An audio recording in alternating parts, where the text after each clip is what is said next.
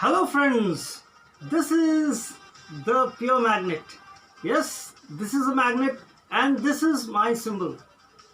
And today I have a very important video for you. It is for you. The theme is use your life in the best possible way. Yes friends, use your life in the best possible way.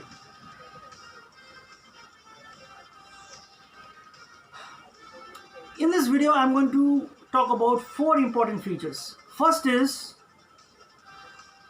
God versus existentialism.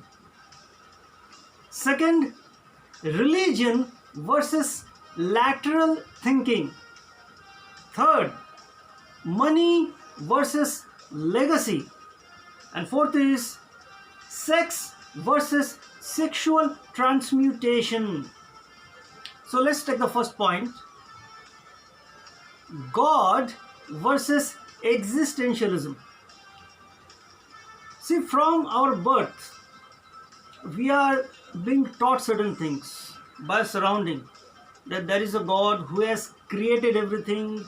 He's a God of love, God of justice, God of wisdom, God of power. He can bless you, He can punish you, and so on. And after a certain age, we begin to question, is it true? But in our childhood, we are taught about God. We are fed certain information about God. And maybe in our younger days, we don't even question it. We have certain questions and we are given certain answers. And if you look around, most of the people, they worship certain gods or goddesses. People have festivals. But what about existentialism? Existentialism is a philosophy. The meaning of this philosophy is that we do not have any meaning, or God doesn't give any meaning to our life. We are born and we have to give our meaning to our life, which means you are the one to decide what you are going to do with your life. For example, a person loves education, so he wants to educate himself or herself, become very qualified. So pursuing academic education gives a purpose to a person, okay? Or for somebody pursuing a hobby, maybe music, or pursuing a career in sports, that gives a person a meaning. Or it could be in a profession, a career. A person wants to become a doctor or an engineer, so that gives person a meaning. Or somebody wants to get married, have a family, that gives person a meaning. So for different people, there are different things that will give you meaning. That is not any particular thing that will give you meaning. For example, there is this scripture in the Bible in Ecclesiastes chapter 12 verse 13 where it says, "Fear the true God and keep His commandments, for this is the whole obligation of man." And how false the statement is. Fear is a negative quality. Fear the God and keep His commandments, for this is the whole obligation of man. See, my concept of God is very clear. I am not an atheist, but I'm not going to follow blindly what people believe. That is why I spend many years, I spend a lot of money buying books, reading them, trying to find out the concept of God. For me, God is the source of existence. He is formless. He doesn't have any attributes. That is very clear. So, God, take for example the sun. Sun gives light to everybody. To good people, bad people, right people, wrong people.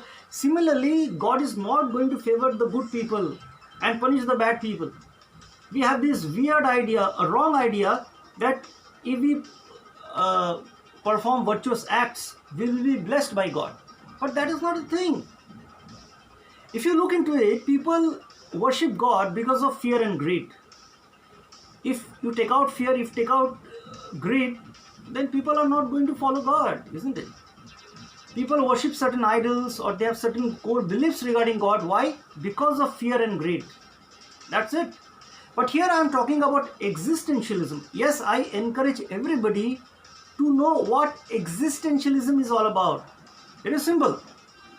We are born and we are the ones who decide the meaning and purpose of our life. God is not going to give you meaning.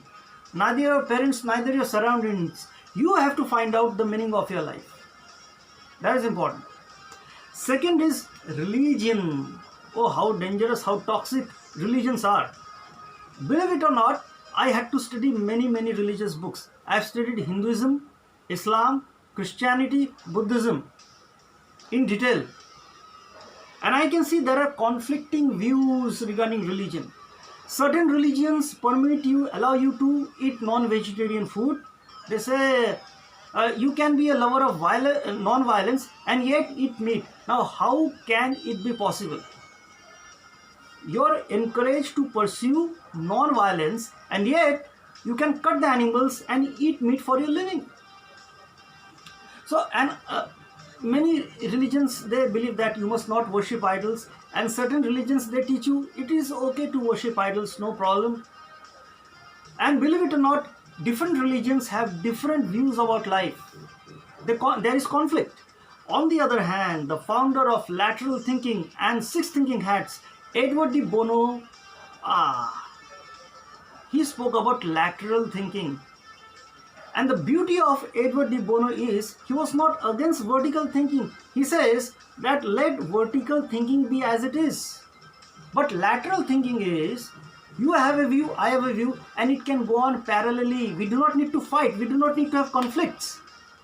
See, First World War, Second World War, it happened because of conflicts.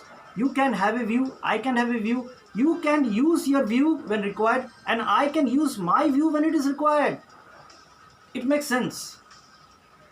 On the one hand, we have religions which cause conflicts.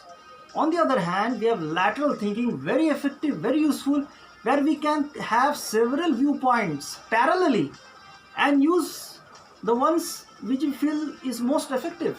No need to have conflicts and barriers.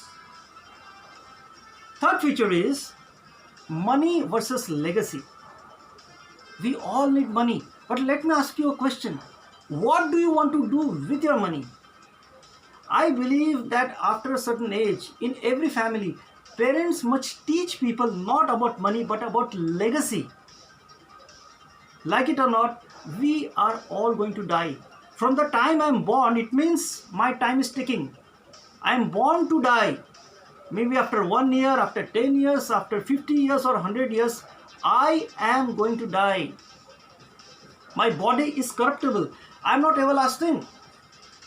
So it is very important that instead of focusing all our energies on earning money, we need to focus on legacy.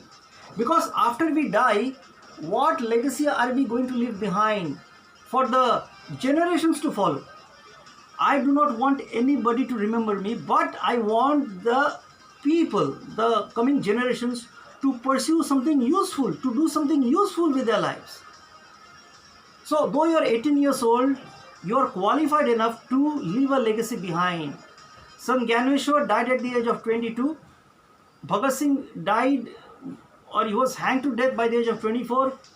Rani Lakshmibai was young. Swami Vivekananda didn't even complete 40 years of age. But all these people left a legacy behind. So you need to ask yourself, I need to ask myself, what legacy am I going to leave behind? It is very important, friends. Money is not everlasting, but the legacy that we are going to leave behind, it is going to make a lot of sense. Fourth one, very important one, is sex versus sexual transmutation. We live in a sex-mad world, isn't it? And like it or not, we can never control our sexual desires. Nobody can. If somebody says, I can control my sexual desires, he is lying or she is lying. See, there are three ways to express our sexual energy. First is by sexual intercourse with a partner, male or female. Second is by masturbation. And third is by sexual transmutation. We often talk about sexual intercourse, we talk about masturbation, but rarely we talk about sexual transmutation. What is sexual transmutation? It is converting our sexual energy into something of a higher order. It could be converting our energy or focusing our sexual energy into our career, into our hobby, into something